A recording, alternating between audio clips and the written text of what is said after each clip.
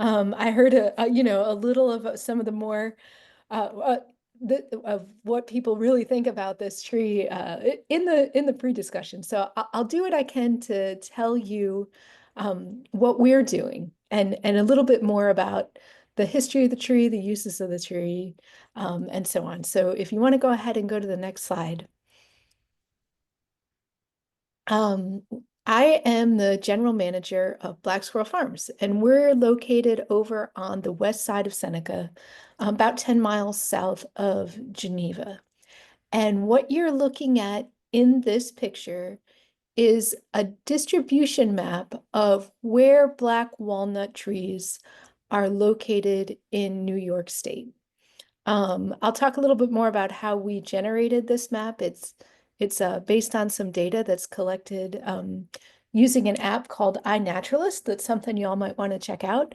But what I want to point out is that we are a very, very small company. And because we're so small, we have to have a very narrow focus on what we're trying to do. And so while we know that there's lots of concerns and about macro trends that are happening all around us related to energy, biodiversity, land use, a whole bunch of other things that are sort of along those same lines. We maybe can't impact what's happening at a macro level, but at a micro level, we can impact the fate of the black walnut tree in New York. And that's what I'm here to talk about today. Next slide. Um, so as most of you know, and was reflected in the, when people were introducing what caused them to join this presentation, our area is very rich in genetic diversity of black walnuts. So there's trees around that were here before we even started to form counties in this part of the world. And you can see it in, the trees that are some of people's yard trees. What I'm showing you is a couple examples of some that we know for sure are over 200 years old. And then the other thing that you'll see around as you look at more and more black walnuts is you'll see some that exhibit unusual traits, which is a way that this genetic diversity manifests itself.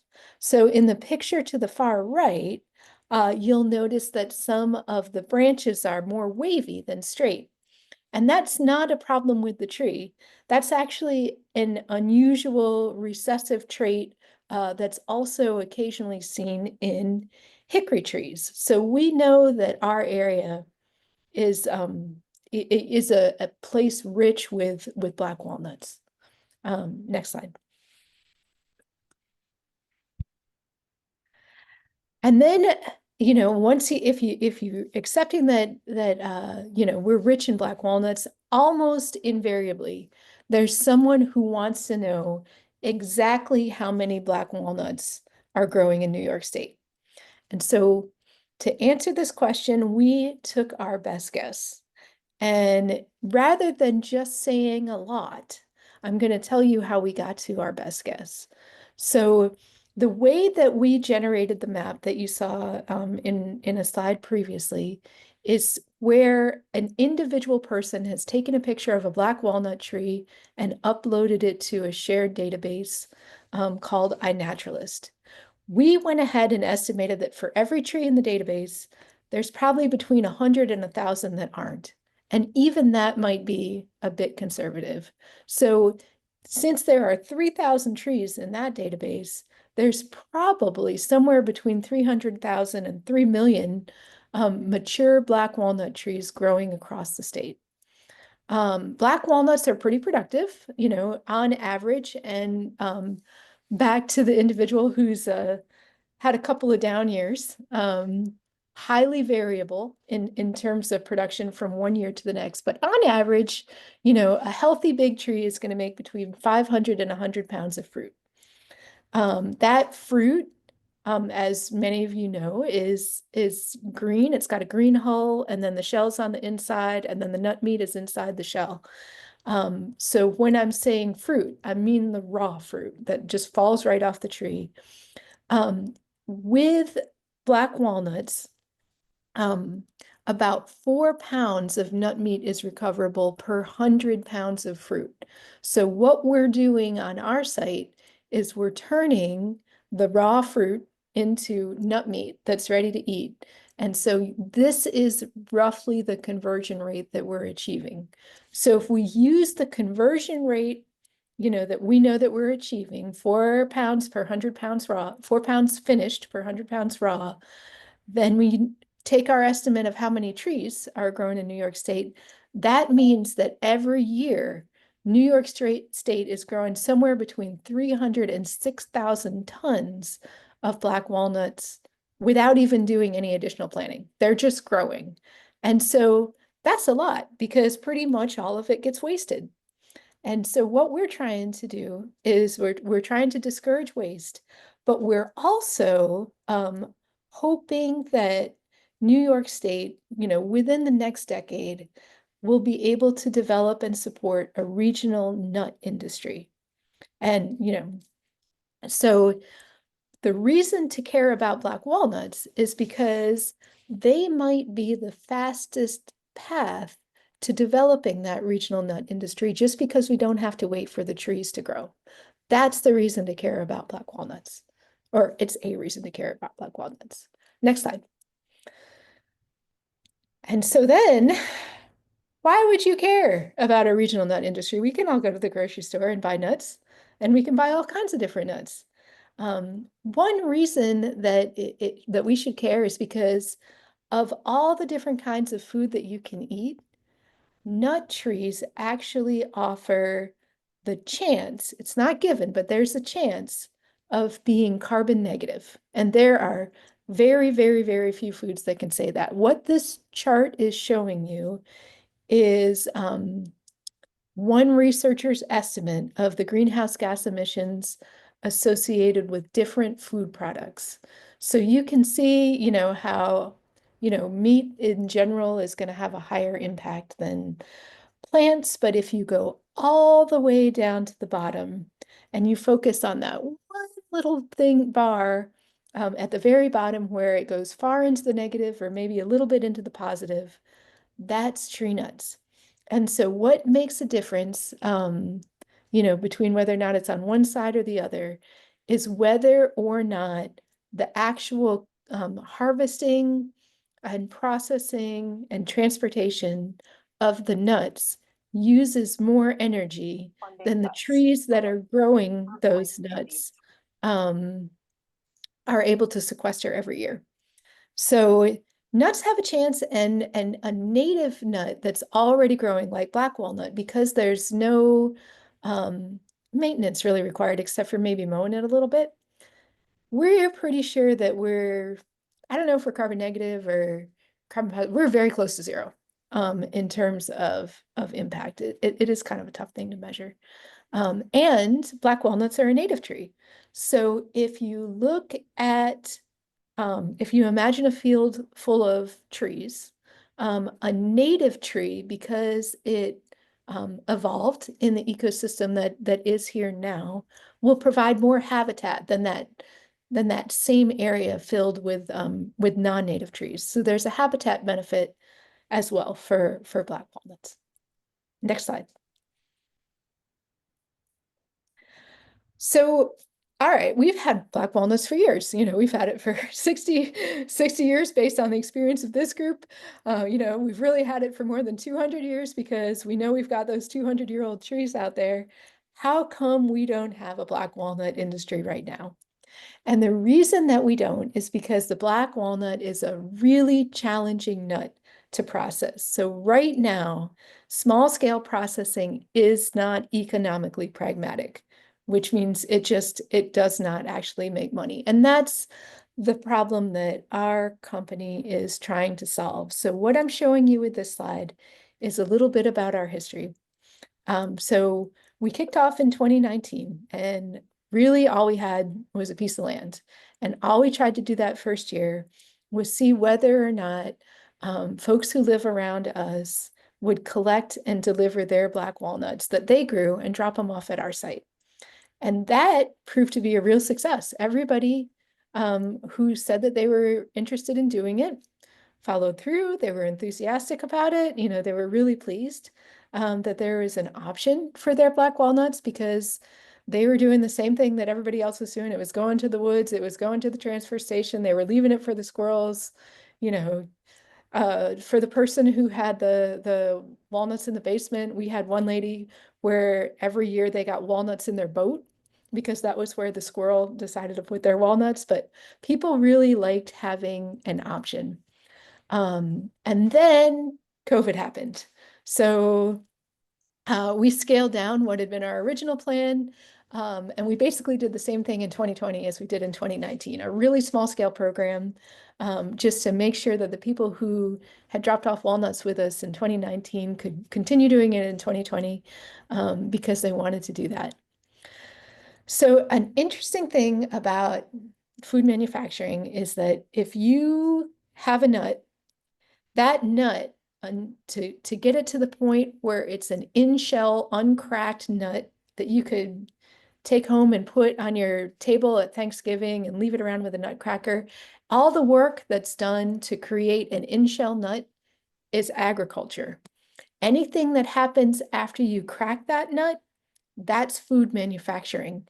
And so in order to get black walnuts from a tree to a table, which would include cracking and sorting the shells out, required us to have a food processing license. And to have a food processing license, you have to have a building with a clean room and follow good manufacturing processes and have your facility available for unannounced inspections. And it's kind of a big deal. A food processing license is a big deal. So we think that there is a future for black walnut processing, and our big decision was whether or not to kick off the construction of a building that could house food processing, a food processing area. And so we designed it in 2020, kicked off construction in 2021. Construction was completed at the very, very near end of 2021, almost into 2022. In 2022, we got our food processing license. And we started to get, we got equipment that we would need to process things a little more quickly.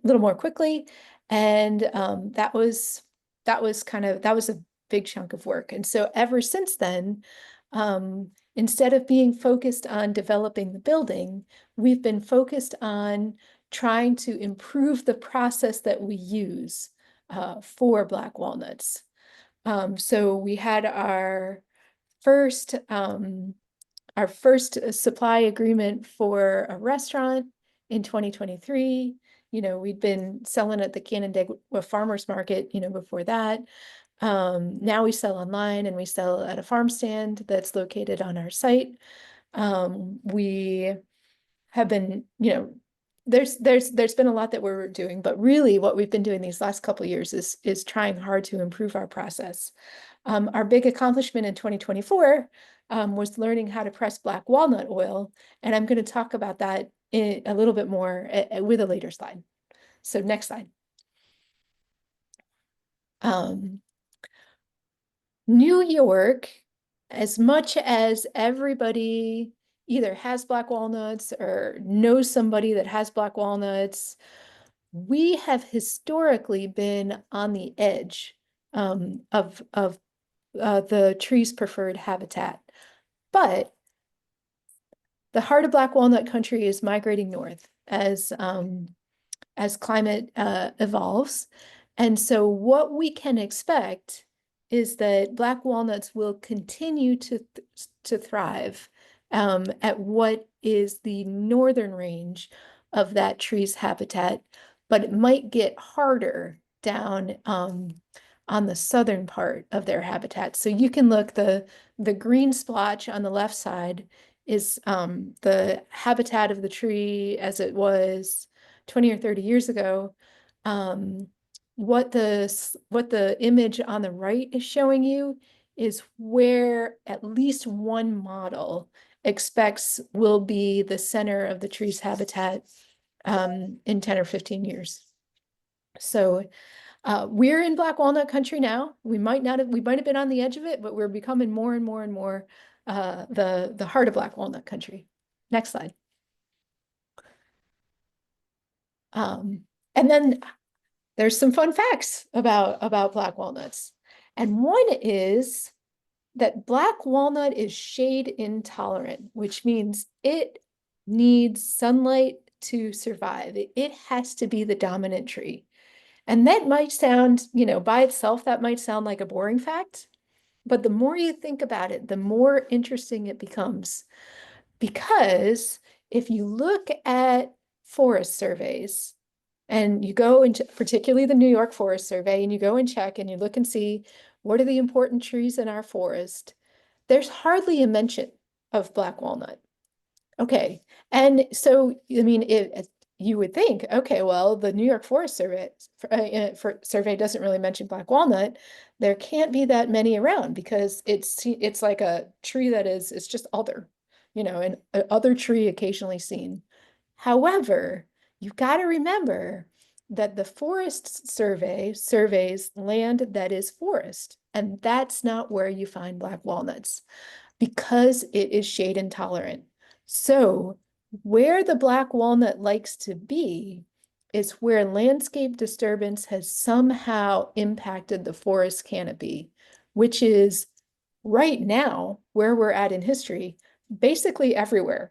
So where black walnut is found is more where people have chosen to let that tree grow after the forest canopy was disturbed. And we actually have disturbed most of the canopy across Western and Central New York. Most of our forests are second growth. We have very little primary forests now. And so where you see black walnuts, really, it's not really where the squirrels put them. It's where people chose to have them at one time or another. And whatever's the oldest black walnut tree there is probably about when somebody made the decision that that they wanted that tree there. There is a connection between the black walnut and indigenous peoples. It is more commonly found around areas that were known to be indigenous villages, indigenous, hunting camps, and so along trails. And so we know that somehow that particular tree was selected for among other mass producing trees. But where we see black walnuts is around people, and that's because people have helped the black walnut move beyond its traditional niche and become entrenched in areas that are disturbed.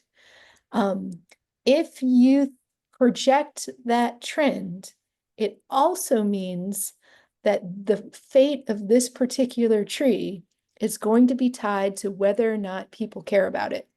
Because it's people and the disturbance that people create that's creating the habitat available. And whether or not we're going to let this tree continue to fill this habitat, whether we're going to give it more, whether we're going to give it less, is really going to be related to how much landowners care about this particular kind of tree.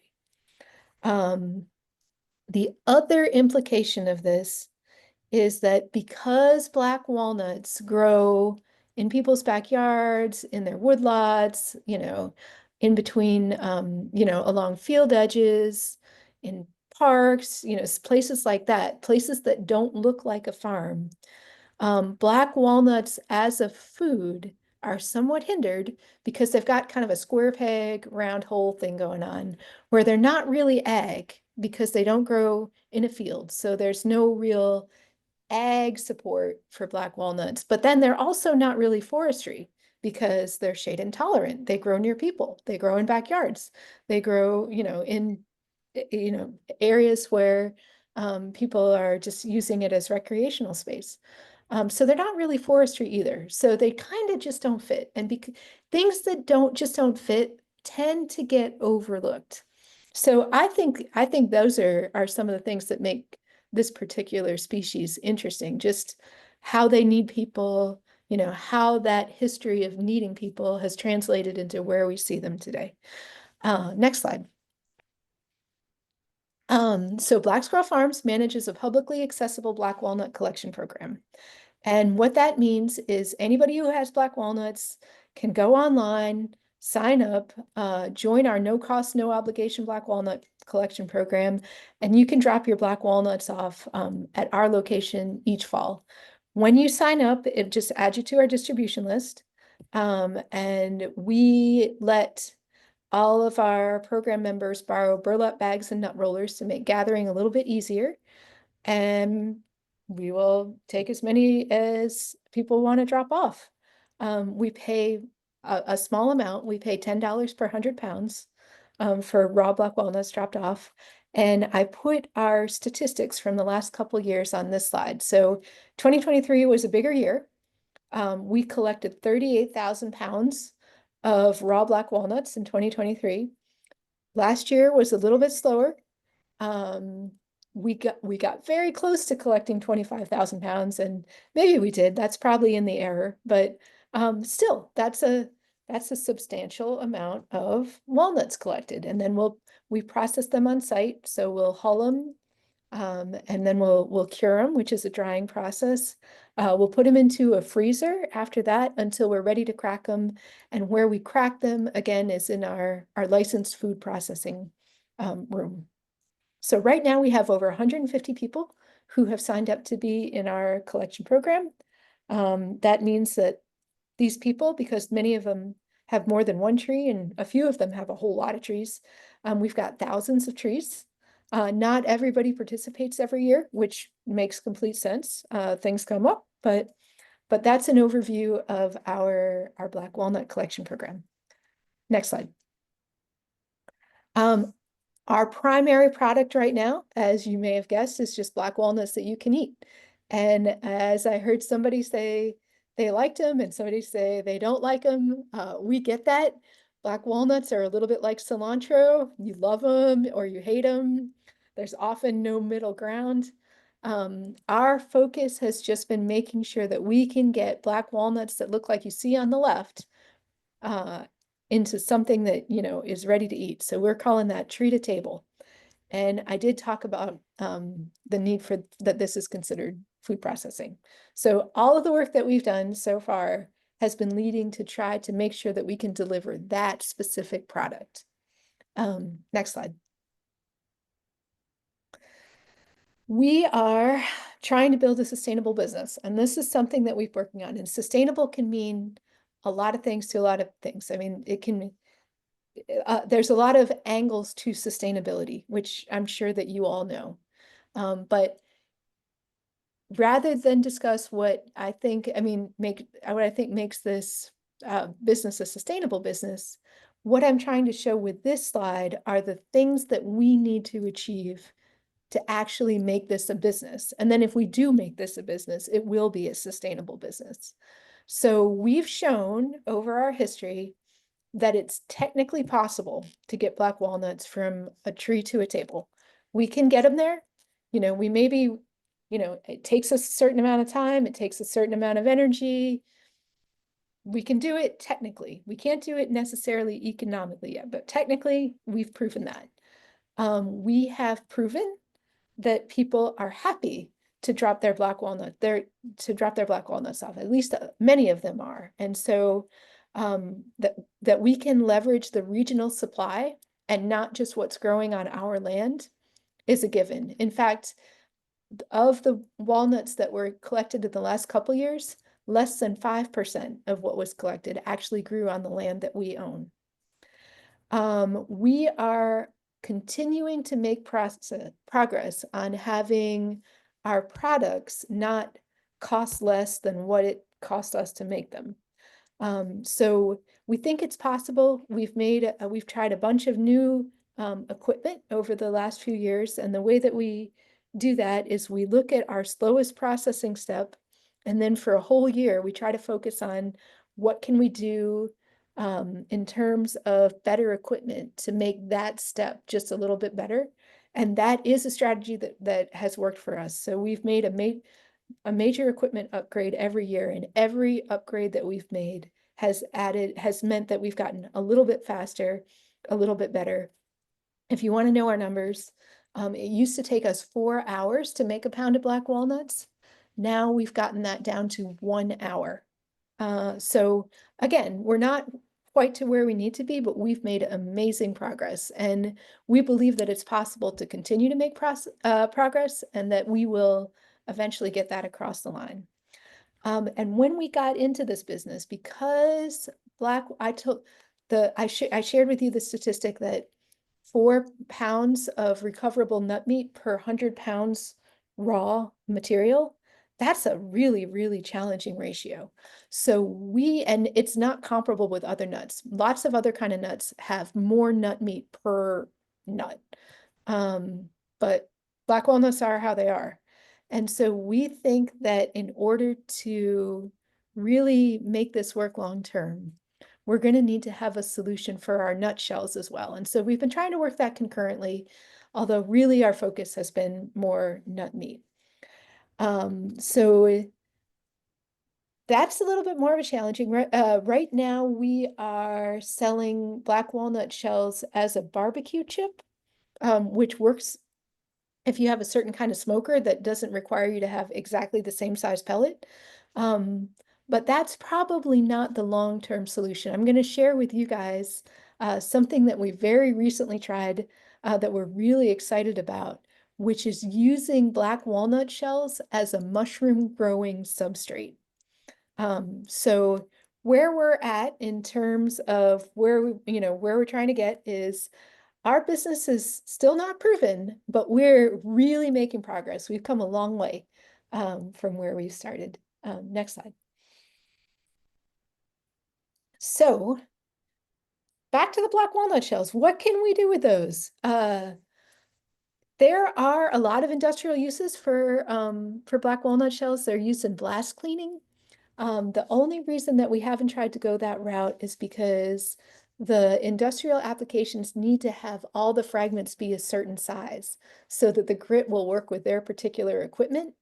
And we can do that mechanically, but like it takes us so long to make a couple pounds of, grit size 20 to 30 shells that it really doesn't make sense for us to be working on that right now. What we tried recently that was so interesting is those mushrooms that you see growing out of that bucket are growing on black walnut shells. So if we can figure out how to grow mushrooms on black walnut shells, then the point of the black walnut shells is just to make a gourmet mushroom. So we're going to be working on, this is probably what we're going to be working on all of next year, just to give you a little heads up. We're not, this is, it can be done, but how we would do it at a larger scale isn't quite clear. This is very, very new. Next slide. Our other work in progress to try to add value is black walnut oil, which for those of you, it'd be very unusual for people to have had it. Certainly you wouldn't have had ours. But it is just delicious. It doesn't even taste like black walnuts. It tastes like its own thing. And so when you break up black walnuts in a cracker,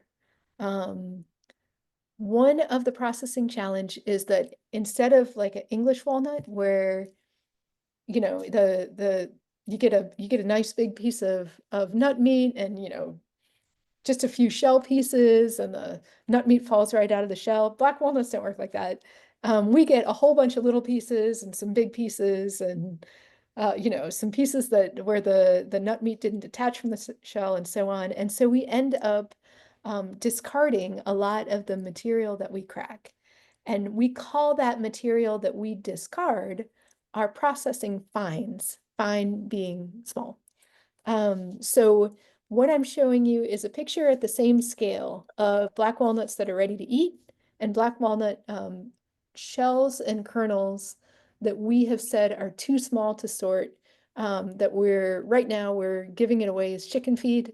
But the question is, can we press black walnut oil out of those processing fines? And could that be another product? Because if we're able to make oil from what we're throwing away, we're not even going to make fewer walnuts. We're just going to get an extra product. that shows up as a result of the work that we're doing. Next slide.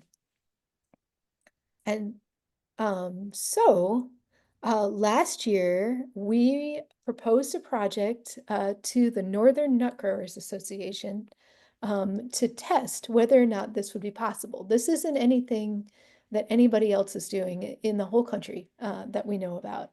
And they were very receptive to that. They said that sounds like a great project, and they were willing to support it. So last July, they approved a grant for us to test using a hydraulic press for black walnut oil. And the reason that it was important for this to be a hydraulic press is that there are many small scale craft, batch, artisan cooking oils that are being cold pressed, but a lot of them use the screw press. And so the way that a screw press works is there's a screw that forces the material to be pressed through some kind of small hole.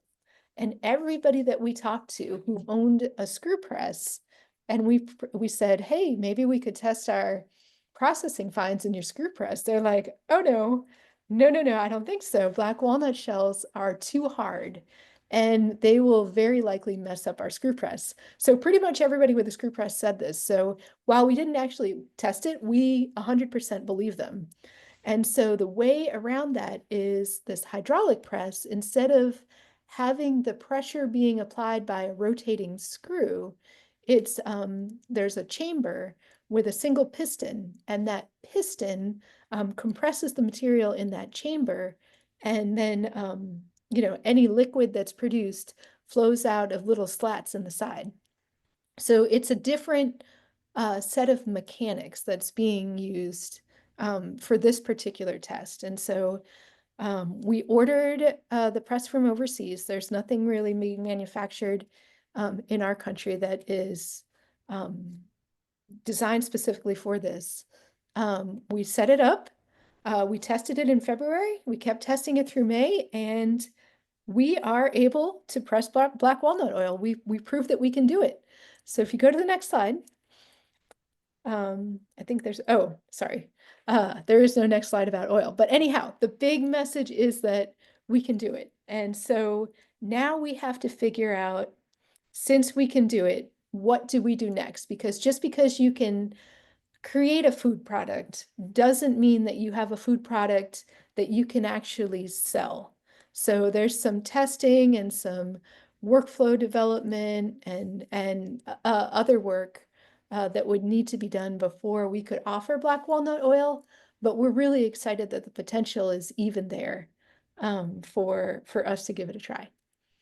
The reason that I'm speaking to this audience in just to start with is because we got an inquiry of whether or not a black walnut themed site visit would be possible on August 10th. We're right across the street from a winery that's doing a Love Living at Home promotion. And so we were wondering, the question was, is there anything that we could pair with that event to make it a more holistic offering, maybe make it more worth driving the hour or possibly a little more than an hour that somebody would have to drive in order to come. And so I made this slide just to talk about ideas. If Love Living at Home wants to do something black walnutty, here are some things that you could do. So our collection program's open. If we are flexible to work with, you don't have to gather black walnuts as an individual. Organizations can sign up to be a member too. And then, the value of any black walnuts dropped off would go back to the organization rather than an individual. I can talk about black walnut syrup. I'll stick it at the end of the slide. Something else you could do, you could give black walnuts a try, so you can order them through our online store. They're for sale at our farm stand. I think that this group might have particular interest in experimenting with at-home food processing that's more involved than would be typical in a kitchen. So there's all kind of neat equipment out now. There's countertop oil presses, there's, you know, countertop flour grinders so that you can make your own flour from whatever you want to make flour from. You can press your own nut milk at home from any kind of nuts. There's all kinds of neat little countertop size machines that weren't necessarily available before, that I think there's probably a whole lot of recipe tweaking to make your food fresher and healthier and maybe, maybe possibly even save a little money, that's available now that didn't used to be available. I think it's just an area that's worth looking into. You can add your own black walnut trees to iNaturalist. They'll show up in the project that I introduced this presentation with. So iNaturalist is an app that you can download. It's also great at weed identification for those people who are into gardening. I really recommend checking it out. You could help me figure out an activity that we can offer on August 10th. I'll talk about them on the next couple of slides after I talk about the syrup. Or, if you're really into this, you can get involved in nut growing. So New York Nut Growers Association is a group that I am on the board of.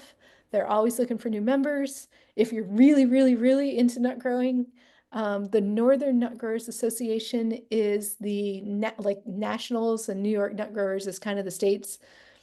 There's a few nuances that make that not exactly right, but that's kind of the idea. They're having their annual conference in Michigan this early August.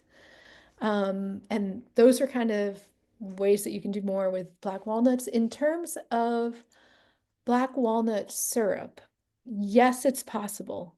Yes, it's delicious.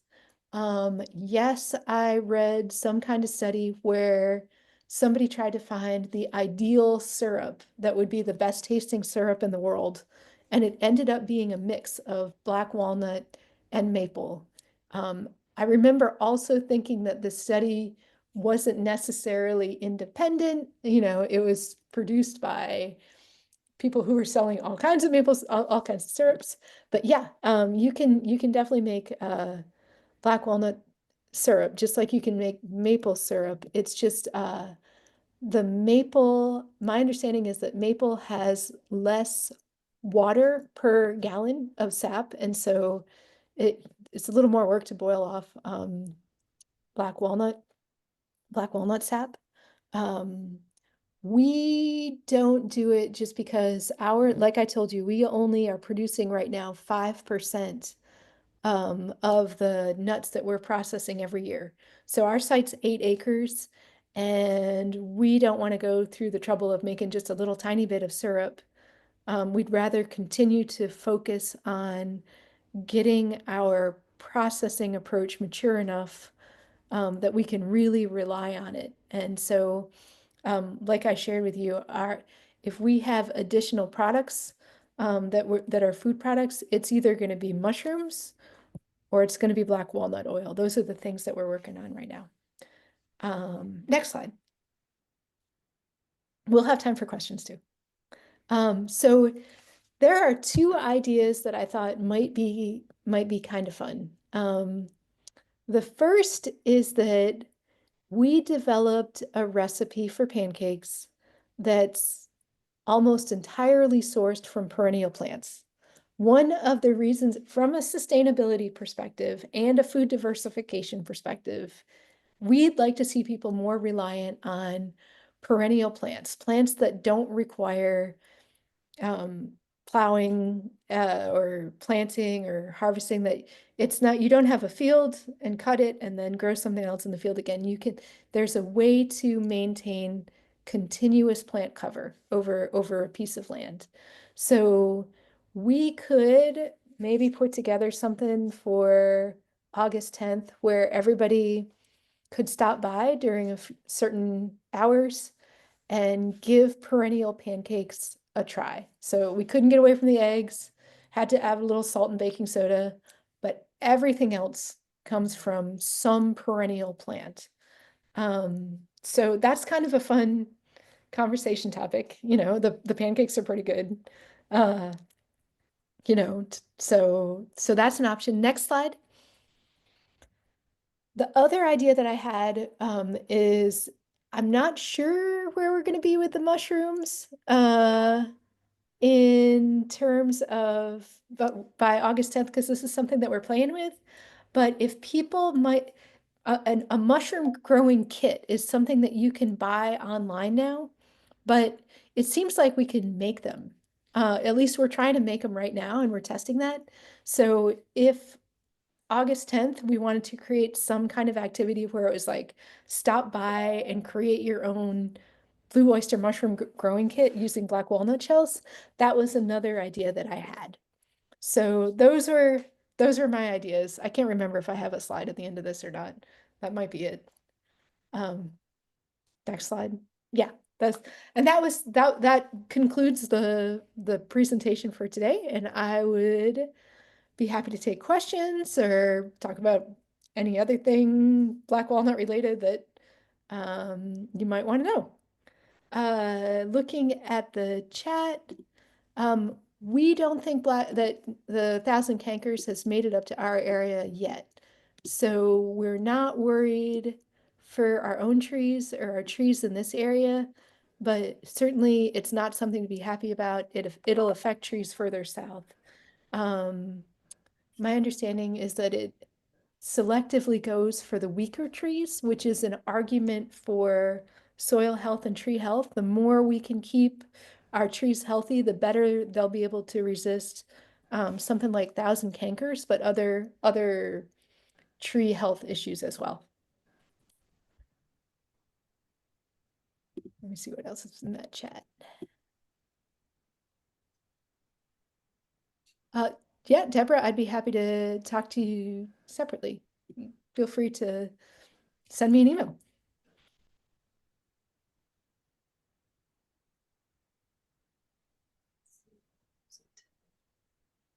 So I still own the property that has the giant walnut tree on it, and the people who are leasing that property from me are very interested in sustainable agriculture. They're trying to make a perma garden, and I'm going to put them in touch with your presentation and your website, because I think, and he has 3 daughters who would love to collect those walnuts, I think, and bring them over. So, and he's also a professional chef, so he might be interested in the oils and other things that you're doing, mushrooms and so forth. So I will make sure they can get in touch with you. That'd be great, especially because I think that I actually am very, very bullish on the oil. I think that's going to be the product that saves the tree, really. So yeah, if he wants to talk to me about oil and he's a professional chef, I'd love to be in touch with him. Okay. You're imagining for like, so just to let you know how shelf life studies are done, what's the way those are done is you make a bunch of product at the same time, and then you put it all under the storage conditions that you expect it to be kept at, and then like you check and see if it's good after 2 weeks, after a month and 2 weeks, and so on. So they take a long time. So we're only going to be able to give people samples for months because we have to have that study ongoing. But I mean, samples are great. Then people know what they'd be getting into when a product is ready to go. Yeah. And those perennial pancakes sound really good too. Okay, so we got one vote on the perennial pancakes.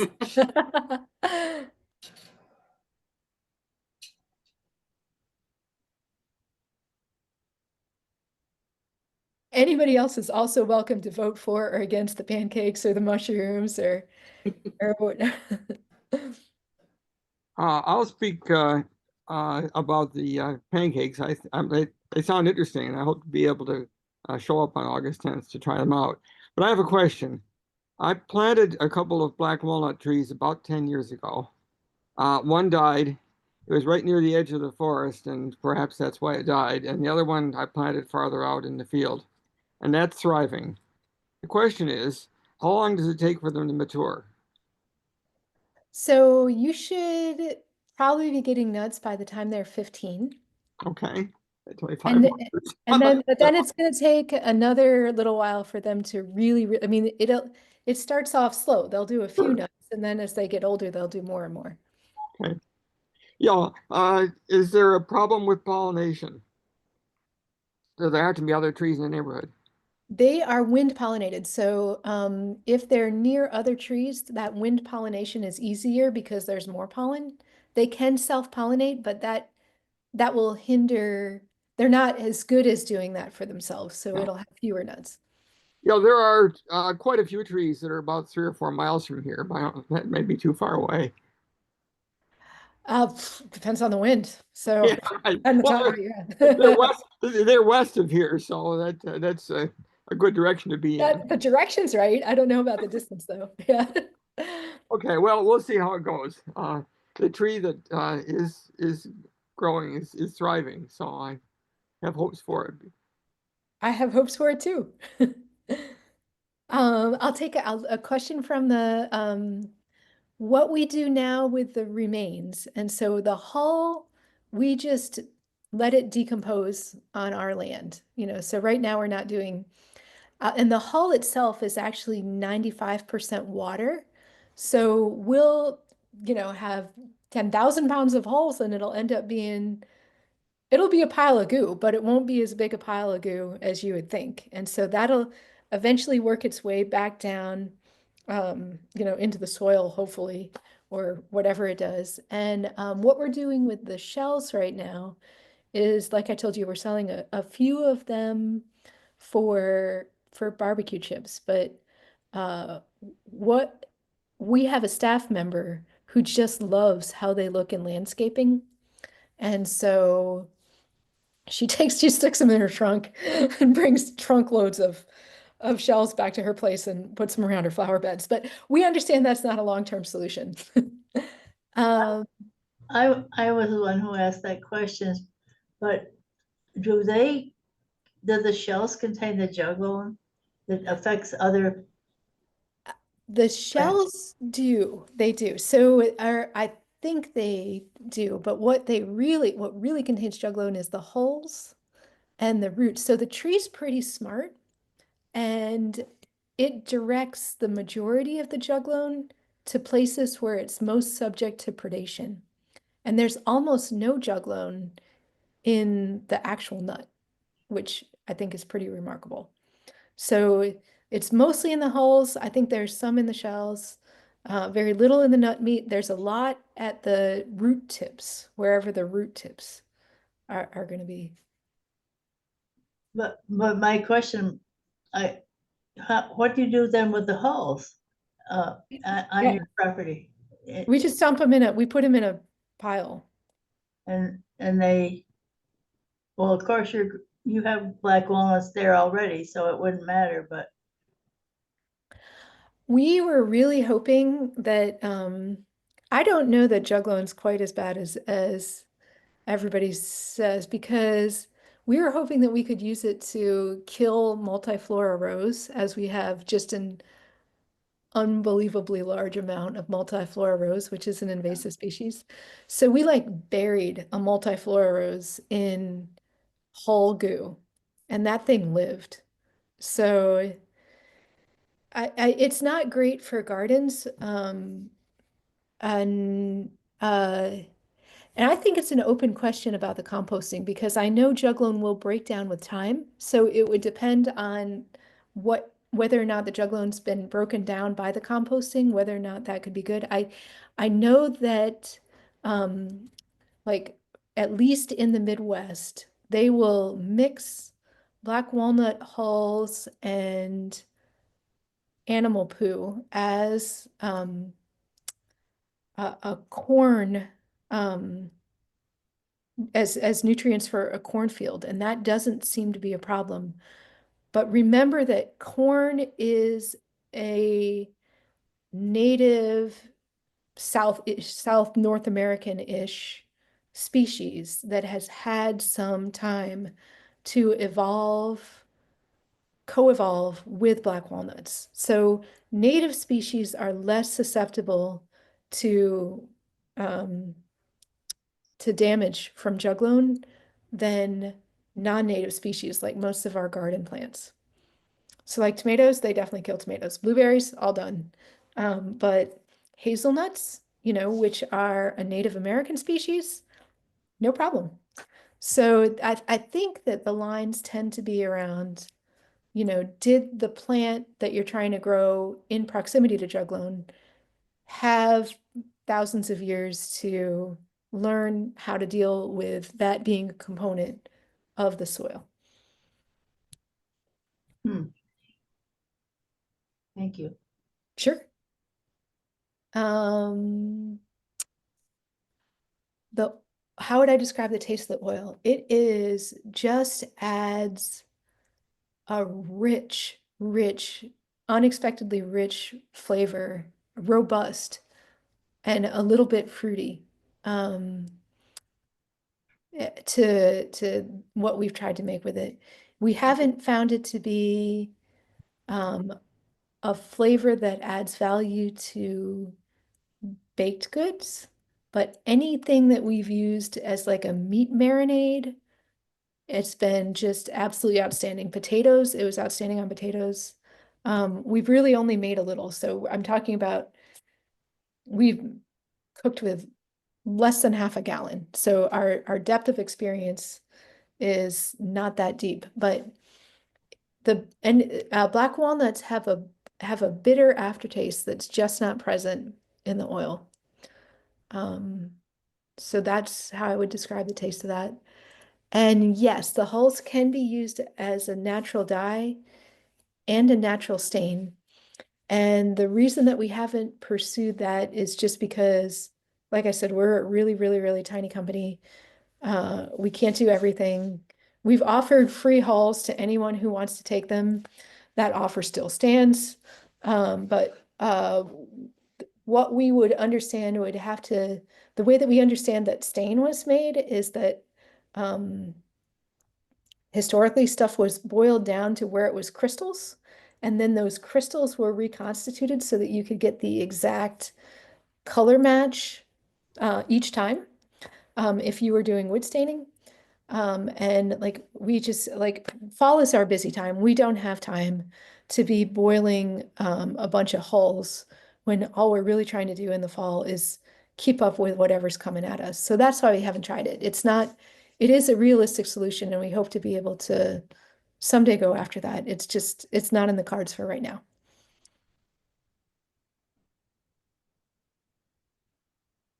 Did you say how you get the hull, the process from the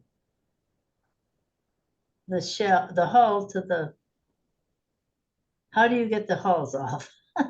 We have a special piece of equipment. So there's a huller and it looks like a giant barrel with teeth on the inside of it, and the bottom spins, and there's a ring on the top that is hooked to a hose. And so the walnuts, after after they're dropped off, they're subjected to abrasion and water at the same time. And that's what gets the hull off.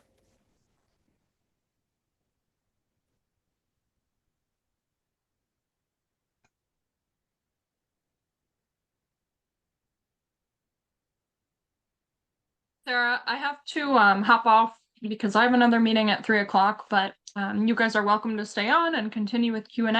And I just wanted to say thank you for doing such an incredible presentation with just really a fascinating topic. So Oh, thank thank you you. very And much for yeah, thanks for the invitation to present. I'm happy to stay on as long as there's questions. I don't have any more. Okay. Thank you, Sarah. Oh, you're welcome. Thank you guys. Thank you for the interest. Thank you. Very interesting. Yeah, really. Glad you enjoyed it. Good luck. Thank you. We'll be working on it. Okay. Bye now. Bye. Thank you.